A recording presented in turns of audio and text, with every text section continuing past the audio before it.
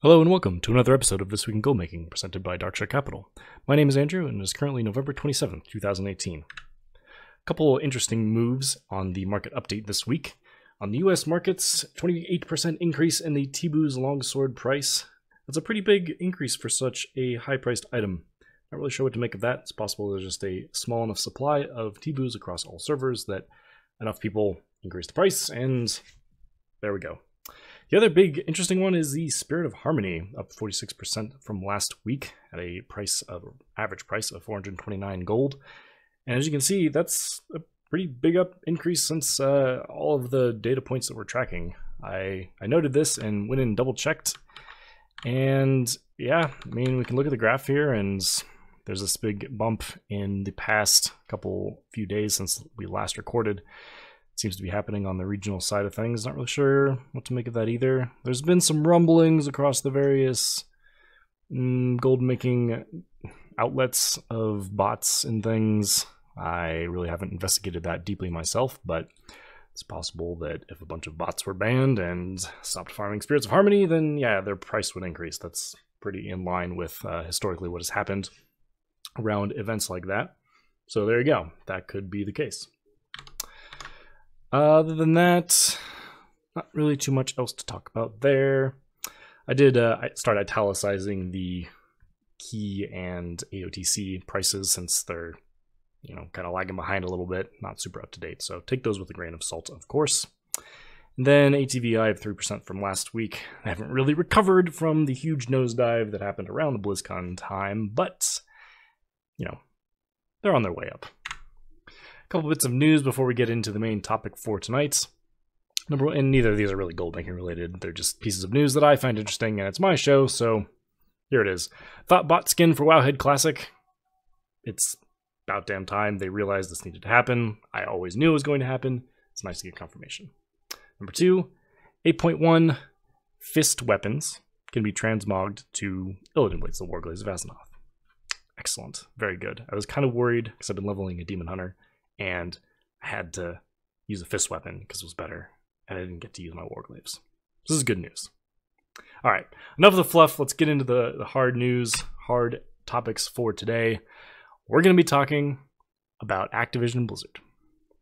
And I know this has been a hot topic recently because of BlizzCon and people being aware of their stock price and this, that, and the other thing. So what I'm hoping to do tonight is give a general overview of my knowledge about Activision Blizzard, because I have been following the company from a more investment-focused standpoint for a while now, and I feel like I have a bit more insight than the average player of a Blizzard game into the actual company.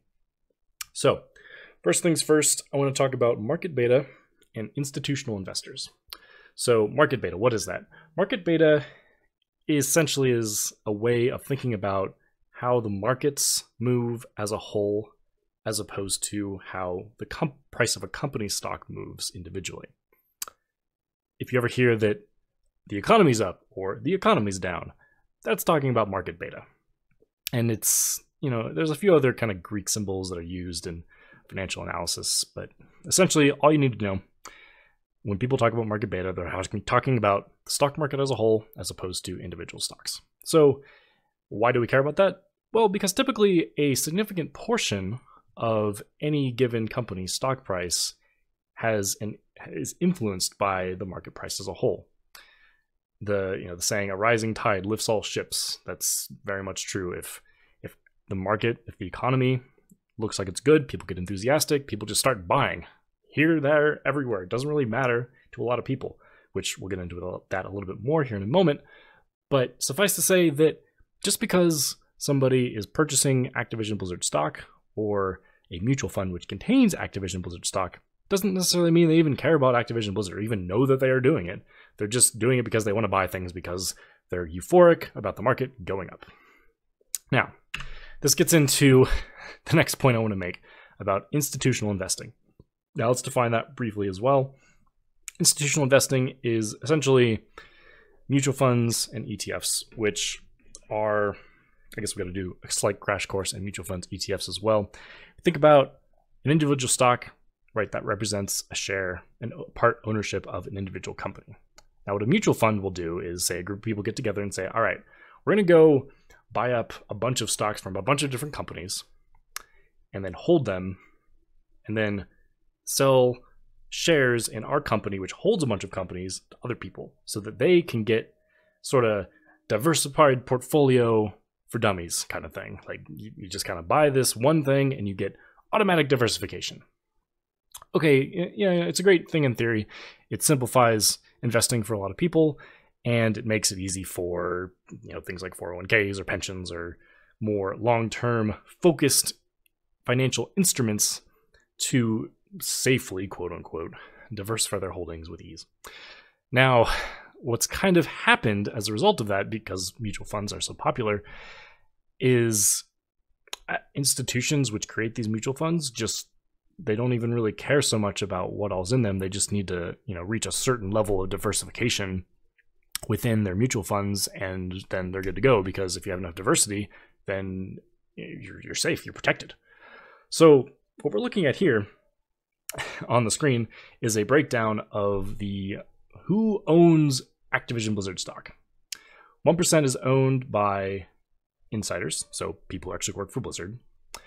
92% of shares are held by institutions. Now, what you can read into that is, of the 1,287 institutions that hold Activision Blizzard stock, that's 92% of the entire company is held by people that are just throwing them in mutual funds and then distributing them out to whoever wants mutual funds. Suffice to say, mutual funds really don't care about Diablo Immortal. People, well, not like us as the actual players care about it, at least. So when people come in and tell you like, oh my god, Blizzard announced mobile games and that's why their stock price is down. Okay, no. There's way more to it than that. And more often than not, this really comes back to the market beta thing we were talking about. As I have kind of been alluding to this entire time, institutional investors don't really care too much about the actual individual financials of the companies they buy. They have some metrics that they look at, but they're not really diving deep and really trying to understand like, oh, okay, yeah, Blizzard's diversifying into mobile games, which is going to help their market share in the eastern area of the world, because that's a pretty big market for mobile games. No, they're not really looking at the stuff like that. They're just buying it because it's good enough. At least that's my take on it. So there you go. Majority of institutions are holding Activision Blizzard stock. All right, we're gonna reel it back here from the tangent that I was just on there a little bit and get back into some actual kind of nitty-gritty details, talk about the company itself. So if you don't know, any public company in the United States is required to file a report every quarter, so 4 times a year.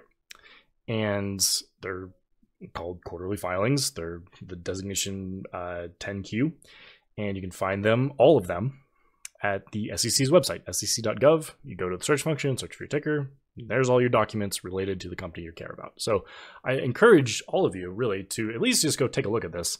In fact, let's just really quickly, I'll demonstrate how you do this. So you go to this more search options up here, type in ATVI, and you'll be faced with all these crazy things. What you really care about is 10-Q and 10-K are the ones you really care about. So we can even actually just filter this down. So the 10Q are the quarterly reports, and then the 10K is the fourth quarterly report, which is kind of the year end, the annual report.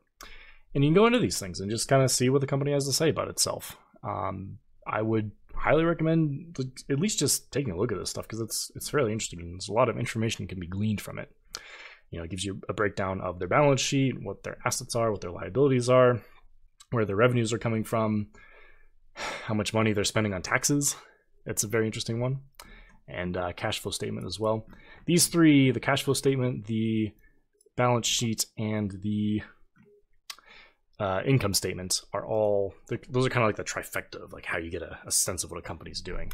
And then they always have a bunch of remarks about, justifications for why things are a certain way, future announcements for new products, et cetera, et cetera, et cetera, and all kinds of other graphs breaking down all kinds of interesting things. So I've taken a couple excerpts that I want to look at here, specifically from when I read through this last quarterly report. The reason I wanted to include this screenshot was more or less in response to people's reaction to Diablo Immortal killing Activision Blizzard. there's more to the puzzle than just one mobile game announcement, right? You can obviously see there are some games that didn't do as great across the entire franchise, or sorry, across the entire company, and some games that did better, right? You really got to dig in and kind of figure out what games were great, what games weren't, more so than just some random mobile game. And on the topic of mobile games, I wanted to talk about this slide here. So this is a breakdown of console, PC, mobile, and then other sales for Activision Blizzard's three main segments, which is Activision, Call of Duty, Blizzard, WoW, Hearthstone, Overwatch, etc., and King, which is the publisher that makes Candy Crush. I'm willing to bet many of you did not know that Activision Blizzard owns Candy Crush, that crazy popular mobile game. And it's very easy to see with this breakdown that the strategy is Activision does the consoles, Blizzard does the PC, and King does the mobile games. And honestly, like looking at this graph here, Blizzard is pretty well set up to have really good coverage across the board, right? They've got, Activision with proven console titles like Call of Duty, and then Blizzard, which is just a PC giant. And this, they acquired Candy Crush, I believe, in 2016 as kind of a mobile augmentation. And if you start digging into that 10Q, looking more at what King has provided to the company, it's honestly kind of staggering. Like their monthly active users, which is a pretty big indicator for future revenues, is really, really high. I mean, it's a mobile game, so it's a completely kind of different landscape than the PC and the console, but still, it's very impressive to look at. So this, I think, I do want to address the mobile game thing a little bit more. Honestly, I see Blizzard getting into mobile games as really a good thing because, let's be real, the PC is kind of on the decline. It's not going away. I'm not saying that. But when you have access to more and more powerful things in the palm of your hands, and people are getting better and better, game companies are getting better and better developing actual good controls for something that's a mobile device. I mean, it's never going to be the same precise precision you have on a console or a PC, but man, I play PUBG Mobile quite a bit, which is a first-person shooter on the phone, and it's pretty good. It's really fun to play, and it's surprisingly responsive and like really good. So the technology's there, it's coming. Why not get in there and get in on that market share? Because the more money that the company makes as a whole, the better games we get on the PC, on the console, everywhere. Finally, I don't want to get too in-depth into this because it really kind of goes out of the scope of a World of Warcraft gold making show, but I wanted to look at the results of the spreadsheet model that I have for Activision Blizzard. And keep in mind, full disclosure, I'm not telling you to go buy this stock or anything. I'm certainly not a professional at this. This is just something I do in my free time.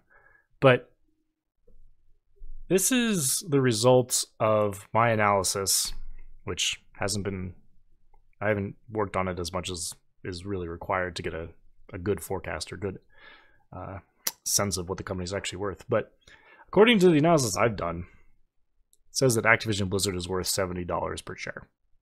It's currently trading at about $50, which is a difference of about 43%. So that should really tell you all you need to know about my opinion on the company as a whole. And I do think that this information, backed up with the other stuff we looked at previously, I really see no reason that Activision Blizzard shouldn't be a company that you might be interested in if you were so inclined to be investing in things. But that's just one man's opinion who makes World of Warcraft gold and not real gold in real life. So take it with a grain of salt. All right, so this actually is a World of Warcraft gold making podcast. So let's answer some gold making questions. I got a couple for us tonight. Number one, long-term item storage question mark. This question is in regards to making sure that items don't disappear from your inventory when taking a long break from the game. So let's just quickly go over where you can store items. There's character inventories, there's guild banks, there's the mail, there's the auction house. That's about it. Void storage, I guess, but I think if you put something in void storage, it gets binded on pickup, so that's really not an option. And so here's the things you need to know. Obviously, if something's in your character's inventory, it's not going to go away.